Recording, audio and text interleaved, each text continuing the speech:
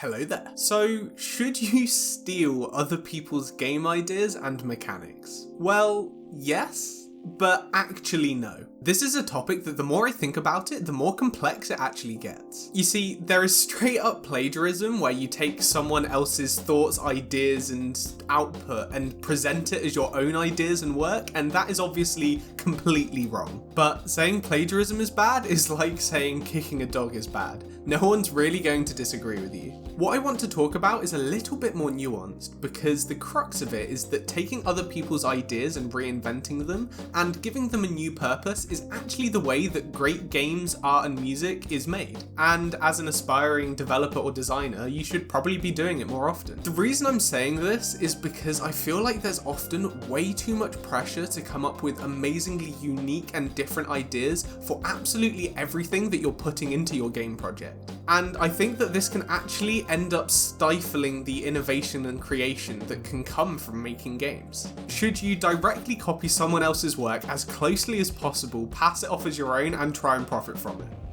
Obviously no. Should you look at the way other people have solved problems and implement the solutions in your own context so that you don't spend ages trying to reach the exact same conclusion that's already out there?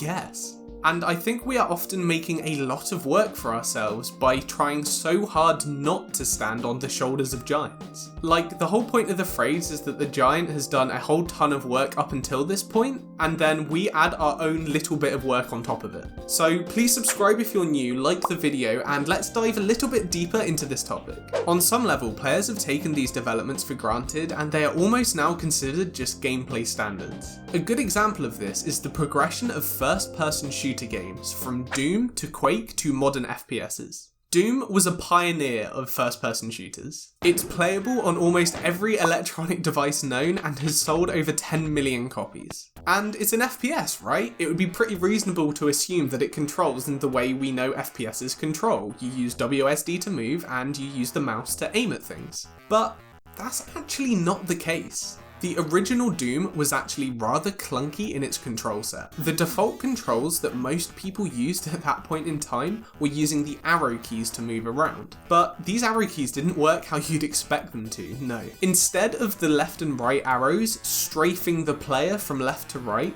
the left and right arrows actually rotated the entire camera left and right. If you wanted to actually strafe, you had to hold down the Alt button while pressing left or right. In fact, because rotation was a part of the main movement controls, most people wouldn't even consider using a mouse to move around. They played an FPS game entirely with the keyboard. Oh yeah, and I forgot to mention, in the original Doom, you can't even look up or down. Not that you need to, the game isn't designed for looking up or down, but it does feel very restrictive when you go back and play it. And it wasn't for another 3 entire years until Quake came along that we started to see controls for FPS games emerge that are somewhat comparable to what we know today. WASD to move and the sideways controls actually strafe the player instead of rotating them. And you can actually look up and down in Quake, which is still a little bit clunky, but overall the game feels way more fluid to control. You can see that the movement system in Quake has been heavily inspired by Doom, but they've tried to take all of the good parts while trying to eliminate all of the bad parts, progressing the ideas and design further. In the present day, the modern FPS control scheme has only evolved a little bit further than what it was for the original Quake game, and actually copying this rough control scheme is 100% expected if you're going to make an FPS game. In my mind at least, it would be ridiculous to try and design a control scheme for an FPS game that doesn't at least somewhat take into account its predecessor's design. Whether you're making a business proposal, doing a dissertation, or even a longer school project, you're always going to start off by doing some market research.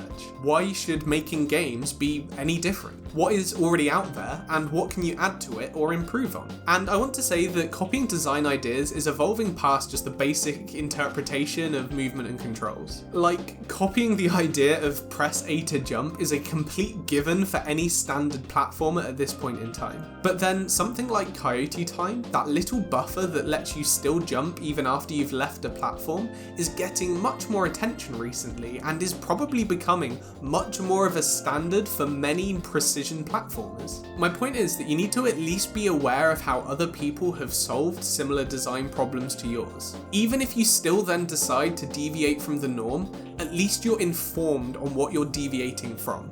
And this copying and iteration of game mechanics is exactly why the video game industry thrives. So don't even get me started on how irritating it is when large companies try to patent or copyright specific game mechanics and systems, like Shadow of Mordor's Nemesis system and Namco copywriting all mini-games in loading screens. It's really infuriating. Anyway, moving on. So even just in this past week, I have a perfect example of a design re-implementation that has led to what in my opinion is a different and new idea. I was developing and playing my game while streaming it to a few of my friends, when one of them pointed out to me, what stops the player from just crawling through every level and just dealing with every enemy as safely as possible? It would lead to a low risk but high reward gameplay style. And to that I thought, oh yeah, that is a problem. Players will just go with the optimum strategy. They won't necessarily play the game how I intend them to. My friend then suggested putting some sort of time limit into the game that would prevent the player from using this really slow, safe strategy. It would force them to just generally move faster and take more risks with their movement and combat. And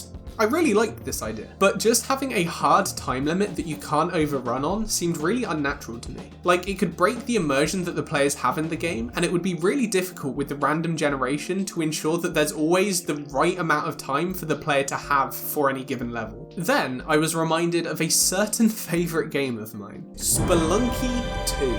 Yes, I talk about this game a lot, but it's got so many things it can teach us, I can't help it. Spelunky 2 has the insta-kill ghost in it that comes in if the player is taking too long in a given level. This is such a simple but cleverly designed risk and reward mechanic, as it evolves and grows as the player improves at the game. For new players, the ghost is a terrifying prospect. It moves through walls, it's undefeatable, and it will instantly kill you if you touch it. This prompts newer players to rush through all of the levels without maximally gathering all of the treasure they possibly can. And it leaves the player in a very good place of constantly trying to manage their pace of outrunning the ghost but also collecting enough things from a level. After a while though, you're getting better at the game and you're able to navigate the levels more cleanly and easily. And you start to realise that the ghost actually moves quite slowly, and in certain situations you can dodge and outmaneuver it quite easily. This alleviates the time pressure from the ghost, but doesn't remove it entirely. An intermediate player will be more willing to risk the ghost at the chance of a possible reward of collecting more treasure in a level or finding more secrets. It takes another step then, because advanced players view the ghost entirely differently. They can pretty much outmaneuver and outplan the ghost in all situations. But the ghost has another mechanic that comes into play at this point. When it runs over a low value gem, it transforms it into a diamond, which has an incredibly high value. This dramatically raises the skill ceiling for high skilled players in high score runs, as not only are they trying to avoid the ghost, but they're trying to intentionally guide it over the gems to increase their score as much as possible. Now, like I said, I really like this idea because it provides a soft limit on the player that stretches and changes according to the player's skill level. So, I've decided to try and copy this idea, but apply it in my own unique way. I created a level timer for my game, just like in Spelunky, that kicks in with a hurry up feature if the player is taking too long. However, in my game, it's an orbital bombardment that tries to predict where the player is going. Being hit by the bombardment will one-shot the player, which I think is pretty good motivation to get a move on, especially if you're not very good at driving. However, if you are a good driver, you can probably avoid the orbital bombardment shots most of the time. This is because they have a pretty clear indicator and a somewhat predictable aiming pattern that can definitely be learned and mastered. However, really skilled players might even be able to use this system to their advantage. This is because the bombardment not only one-shots the player, but also one-shots any enemies it hits as well.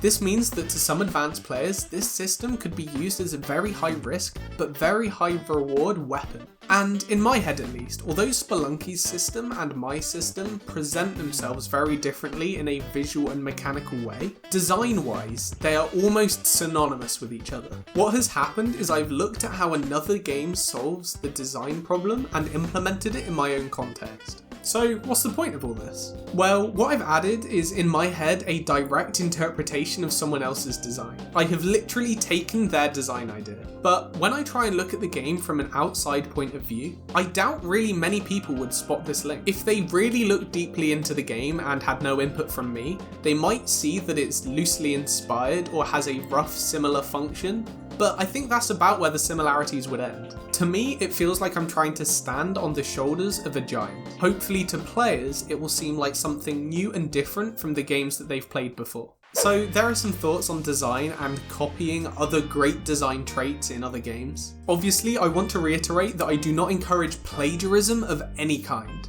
But that doesn't mean that you can't be inspired by other games, adhere to good gameplay standards and practices, and reinvent mechanics from other games as well. If you enjoyed this or found it helpful, I'd really appreciate it if you subscribed and liked the video, as it's the best way that you can support my channel. You can also follow me on Twitter for some pretty random and sporadic updates on my current game project.